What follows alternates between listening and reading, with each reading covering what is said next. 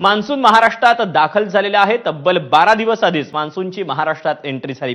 सध्या तळकोकणामध्ये मान्सून दाखल झाल्याची माहिती हवामान विभागाने दिलेली आहे। महाराष्ट्रामध्ये साधारण 7 जूनला मान्सून दाखल होतो, मात्र यंदा वेळेच्या आधीच मान्सून दाखल झाला। त्यामुळे शेतकऱ्यांचा सर्वसामान्यांनाही मोठा दिलासा मिळाला। येत्या 3 दिवसात मुंबईतही मान्सून दाखल होण्याची शक्यता आहे। याच पार्श्वभूमीवर मुंबई ठाण्याला येलो अलर्ट तर रायगड जिल्ह्याला ऑरेंज अलर्ट जारी करण्यात आलाय। दुसरीकडे भीमा नदीच्या काठी असणाऱ्या नागरिकांना सतर्कतेचा इशारा देण्यात आलेला आहे।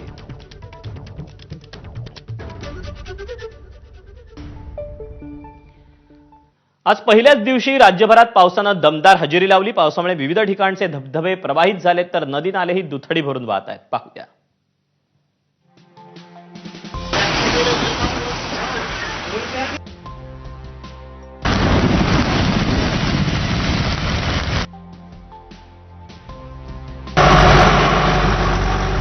महाराष्ट्रात मान्सून दाखल झालाय।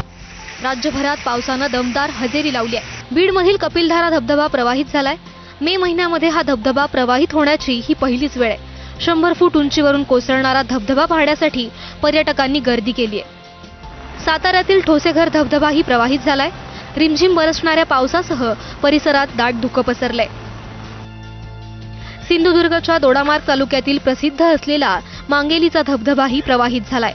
धबधबा पाहण्यासाठी पर्यटकांनी गर्दी केली आहे। गेल्या 4 दिवसांपासून दौंड तालुक्यात जोरदार पाऊस सुरू आहे। साचलेल्या पाण्यात एक इनोव्हा कार वाहून गेली आहे। सुदैवाने यात जीवितहानी झाली नाही। पुराच्या पाण्यातून दुचाकी चालवणाऱ्या एका व्यक्तीला चांगलंच महागात पडलं। साताऱ्याच्या फलटण कोकळी रस्त्यावर ओढ्याला आलेल्या पुरात वाहून जाताना दुचाकी चालक थोडक्यात बचावला।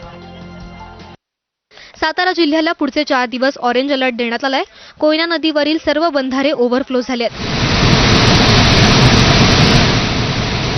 कराड तालुक्यातील खोडशी डॅम पूर्ण क्षमतेने भरलाय।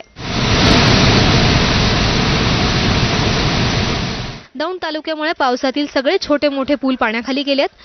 मसनरवाडीमधील ओढ्याला पूर आल्यानं पुलावरून पाणी वाहतंय। काही गावांचा संपर्कही तुटलाय। सोलापूर जिल्ह्यातील माळशिरस तालुक्यात ओढे नाले ओसंडून वाहत आहेत। अशातच रेडे गावातील ओढा सध्या पावसामुळे ओव्हरफ्लो झालाय। गेल्या 10 दिवसांपासून सोलापुरात जोरदार पाऊस सुरू आहे। पावसामुळे चंद्रभागेची पाणी पातळी तब्बल 1 मीटरने वाढली आहे। साताऱ्याच्या माण तालुक्यामध्ये बहुतांश भागामध्ये पाऊस झालाय। अनेक गावांचा संपर्क तुटल्याची माहिती आहे।